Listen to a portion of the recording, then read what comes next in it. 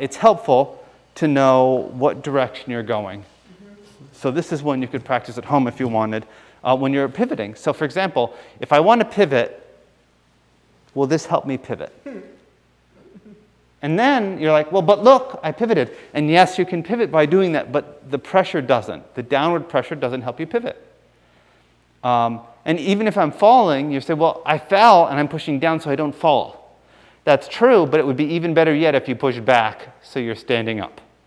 So if you have to choose between, I'm going to push down so I don't fall, or I'm going to push the opposite so that I can be standing up again, it's better to be able to be standing up again. So if she were to fall towards me, right here, she's pushing forward.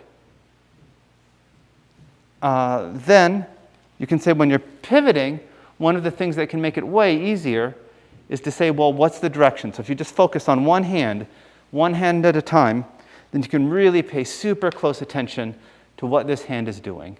And so, for example, for her, she's really conscious that these fingers, aren't pushing down, but rather are pulling. They used to push down, but this is so much more functional. Is that clear? Right? Direction is only that way, and it's not this way. Or sometimes some people pull out also.